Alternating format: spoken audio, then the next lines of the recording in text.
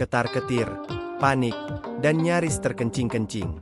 Itulah gambaran situasi para rival tradisional timnas Indonesia di Asia Tenggara setelah melihat update terbaru ranking FIFA. Malaysia mulai gelisah, Vietnam langsung siaga 1, dan Thailand, yang selama ini merasa paling superior, kini terdiam dalam kekagetan. Sebab mimpi buruk mereka telah menjadi kenyataan. Timnas Indonesia resmi melewati mereka dalam ranking dunia. Indonesia kini naik ke peringkat 118 dunia dalam update ranking FIFA per 11 Juli 2025. Dan bukan sekadar naik biasa.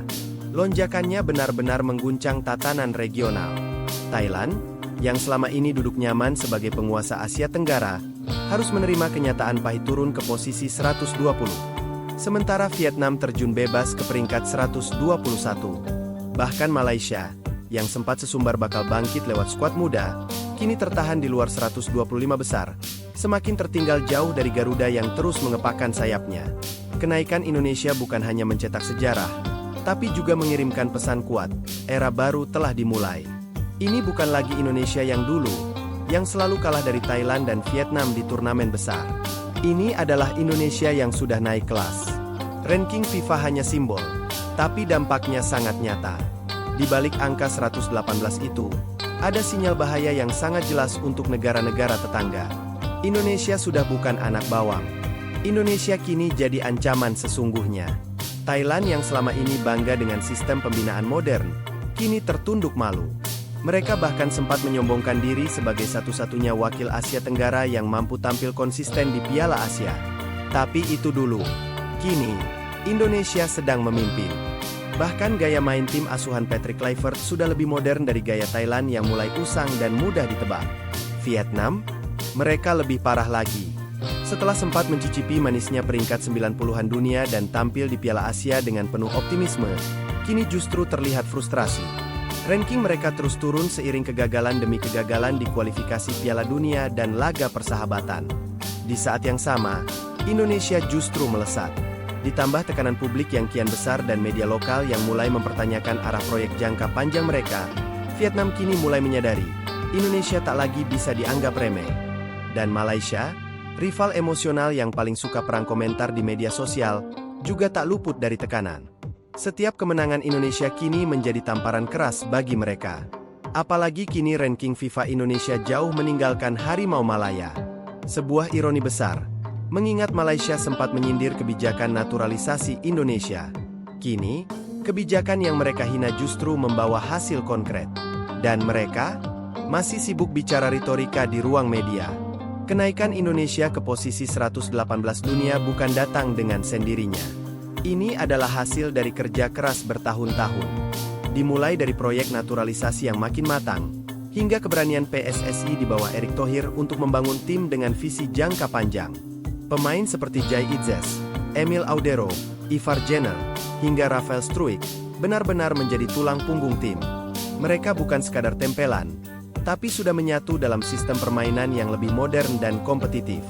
Kemenangan krusial atas Cina di kualifikasi Piala Dunia menjadi momen pemicu lonjakan ini.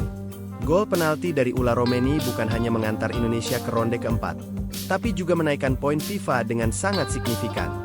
Tak lupa, hasil mengejutkan lainnya seperti kekalahan Jepang dari Australia juga memberi efek domino pada sistem ranking regional. Indonesia memanfaatkan momen dengan sangat efisien. Konsistensi dalam laga kompetitif jadi kunci utama. Sistem ranking FIFA yang menggunakan model ELO rating sangat menghargai kemenangan atas tim kuat. Dan disinilah cerdiknya Indonesia. Mereka tidak membuang-buang energi di laga tak penting. Mereka fokus, disiplin, dan tahu bagaimana cara menambah poin secara maksimal. Inilah yang membuat lonjakan mereka begitu terasa, dan menakutkan bagi negara-negara tetangga. Tentu, kita tidak boleh lupa peran pelatih Patrick Kluivert. Dalam waktu yang relatif singkat, ia berhasil mengubah wajah timnas menjadi tim yang tak hanya kuat secara fisik, tapi juga cerdas secara taktik. Perpaduan antara pemain abroad dan pemain lokal berjalan harmonis. Bahkan kini kita melihat Indonesia tak lagi hanya bertahan dan menunggu keajaiban, tapi juga bisa menekan, mengatur tempo, dan menciptakan peluang berbahaya dari skema yang rapi. Ranking FIFA ini juga punya efek lanjutan yang besar. Dari sisi drawing turnamen, Indonesia bisa masuk pot unggulan, yang berarti peluang menghindari grup neraka di turnamen regional dan internasional makin besar. Secara finansial, sponsor juga makin tertarik, penonton makin fanatik, dan media global pun mulai melirik.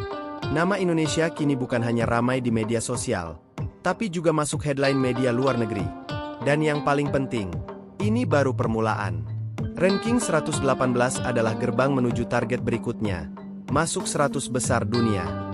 Dan jika tren performa ini terus dipertahankan, sangat mungkin Indonesia akan mencapainya dalam waktu dekat.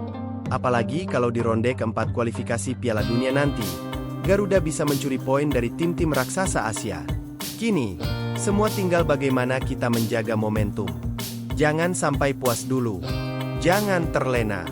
Karena setelah membuat Malaysia, Vietnam, dan Thailand gemetar, sekarang waktunya melompat lebih tinggi. Ke Asia, bahkan ke panggung dunia. Jadi kalau kamu bangga melihat Indonesia bikin ASEAN terkaget-kaget, jangan lupa tekan tombol like dan share video ini ke seluruh penjuru negeri. Kita tunjukkan bahwa sepak bola Indonesia bukan cuma bangkit, tapi siap menguasai Asia Tenggara. Bayangkan ini, ada pemain yang baru saja dinaturalisasi, belum lama mengenakan lambang Garuda, tapi sudah menerima bayaran layaknya pemain profesional di klub Eropa. Di balik gencarnya proyek naturalisasi pemain sejak era Shin Tae-yong hingga Patrick Kluivert, kini mulai muncul rumor panas. Tidak semua pemain naturalisasi bermain demi nasionalisme semata. Beberapa disebut-sebut mendapat kompensasi, bahkan kontrak personal, seperti halnya pemain yang direkrut klub sepak bola. Apakah ini sebuah kebijakan profesional? Atau justru mencoreng semangat merah putih? Apakah ini bagian dari strategi besar Erick Thohir untuk menjadikan timnas lebih modern dan kompetitif? Atau justru membuka celah konflik kepentingan di balik layar? Fakta ini memang belum sepenuhnya diumumkan ke publik, tetapi bisik-bisik soal bayaran pemain naturalisasi makin ramai terdengar. Mulai dari mereka yang kini bermain di Liga Belanda, Belgia, bahkan Serie B Italia, semua disebut tidak bermain cuma-cuma. Dan ternyata, praktik ini bukan hanya terjadi di era Kluivert. Di masa Shin Tae-yong pun sudah ada pola yang sama. Hanya saja, publik belum banyak tahu karena narasi yang dibangun adalah soal pengabdian dan darah keturunan. Di era Shin Tae-yong, naturalisasi digencarkan sebagai upaya membangun pondasi masa depan sepak bola Indonesia. Nama-nama seperti Elkan Bagot, Jordi Amat, Sandy Walsh, hingga Rafael Struijk diperkenalkan sebagai pahlawan baru yang membawa harapan. Mereka dipandang sebagai anak bangsa yang kembali membela tanah leluhur. Namun seiring berjalannya waktu, dan semakin banyak pemain yang didatangkan dari Eropa, muncul pertanyaan mendasar. Apa motivasi utama mereka bergabung? Beberapa laporan media luar negeri, terutama dari Belanda dan Italia, membocorkan bahwa ada pemain yang menerima kompensasi bulanan dari pihak tertentu di Indonesia. Bahkan, beberapa disebut memiliki kontrak tidak resmi melalui sponsor atau badan pendukung federasi. Nominalnya tidak main-main. Ada yang mencapai ribuan euro per bulan. Sebuah angka yang setara dengan gaji pemain klub kasta kedua Eropa. Mantan pelatih lokal yang enggan disebut namanya juga pernah mengatakan bahwa sebagian pemain naturalisasi memang tidak datang tanpa imbalan. Mereka diperlakukan seperti pemain profesional, lengkap dengan benefit, fasilitas, dan bonus. Hal ini menjelaskan kenapa banyak pemain top yang bersedia datang jauh-jauh ke Indonesia, bahkan untuk pertandingan yang tidak begitu besar. Sampai saat ini, Ketua Umum PSSI Erick Thohir belum secara terbuka mengakui keberadaan sistem bayaran khusus bagi pemain naturalisasi.